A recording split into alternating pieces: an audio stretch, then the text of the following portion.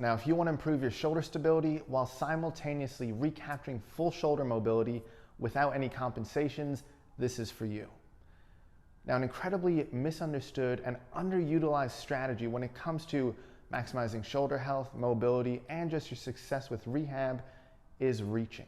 Let me explain. Now, your shoulder complex involves your rib cage, your shoulder blade, and your arm. Think of your rib cage as the foundation, your shoulder blade as the frame, and your arm as the exterior finishings like the doors. Now, I don't know much about construction, but I do know that if the relationship between the foundation and the frame is wonky, it's going to lead to some issues with the exterior finishings. Now, you can try and strengthen, stretch, compensate, and try and work things out, but unless you address the foundation, the frame, you're going to end up with the same problem, or the problem is going to manifest itself elsewhere. If I've lost you with that analogy, what I'm trying to say is that you have to restore a good relationship between your rib cage and your shoulder blade if you want your shoulder to be feeling and moving at its best. How are you going to do this? By reaching. It's a strategy you can use with almost all your favorite shoulder exercises as long as you follow these 3 rules. Number 1, when you're getting a reach, you want to allow your shoulder blades to wrap around your back and move away from your spine. Number 2 is you don't want your sternum to depress. You've usually gone too far if that starts to happen. So here, good, gone too far. And number 3 is you want to use breathing to help compress and expand your rib cage. Now, we're going to take a look at 3 very easy and simple yet fundamental exercises you can start doing right now. This first exercise should look nice and familiar. If you have a band, you can use it. It's optional.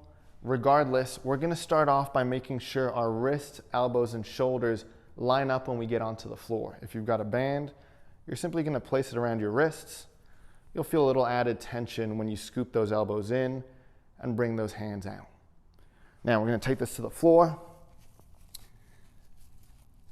Keep those wrists, elbows, and shoulders lined up here. You're going to make sure your shoulders are stacked above the elbows, a little forwards. Won't hurt. You'll feel a little bit more through the arms, but we don't want to be behind the elbows for this one. So once we have that set up, we're going to press ourselves gently away from the ground. Through your elbows, you're going to feel those shoulder blades wrap around your back. You don't want to overcommit to the reach and crunch down on that sternum. So you're going to move away as far as you can while still trying to keep your chest bone parallel to the floor. Now, once we're in that position, we're going to hold. We're going to bring our legs back like we're getting into a plank. You can keep a soft bend in your knees so you're not totally locked out. Get a little tuck of the pelvis. And we're going to maintain this position here as we take several deep breaths in through our nose and out through our mouth.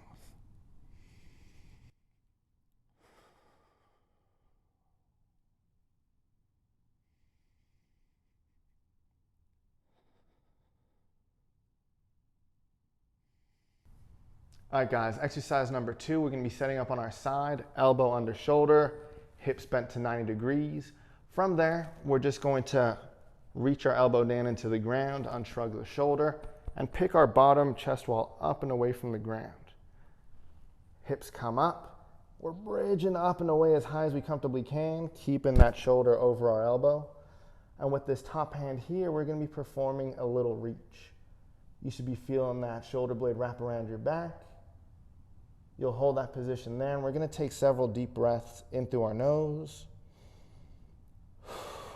Big long exhale out through your mouth. Pause for 1 to 3 seconds before slowly, silently inhaling back in through your nose.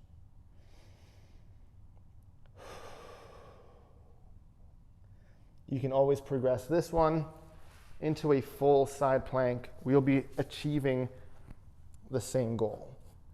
Up and away as high as you can. Reach and perform several breaths. For this third exercise, we'll be setting up on all fours, knees under hips, hands under shoulders. If your elbows are pointing directly ahead or hyperextended, you're just going to unlock them, allow the elbows to point outwards a little bit. From there, same steps as before, we're going to gently press our chest away from the ground. As you press your chest away from the ground, you want to feel those shoulder blades wrap around your back. Be careful not to overcommit. And crunch, keep your chest bone parallel to the floor. Now from there, we're gonna let our knees hover off the ground. As you do this, we'll be shifting our weight to one side. So take a look. Weight's gonna shift over to one side. As you shift your weight over towards that side, you're gonna wanna let your chest drop towards the floor. So you're working actively to keep it away. As you do that, you're gonna come up for a shoulder tap. With that shoulder tap, you're looking to keep your shoulders and hips square to the floor. You're trying to avoid opening at all costs, but most importantly, you're working on keeping your chest away as you're weight bearing on that single hand.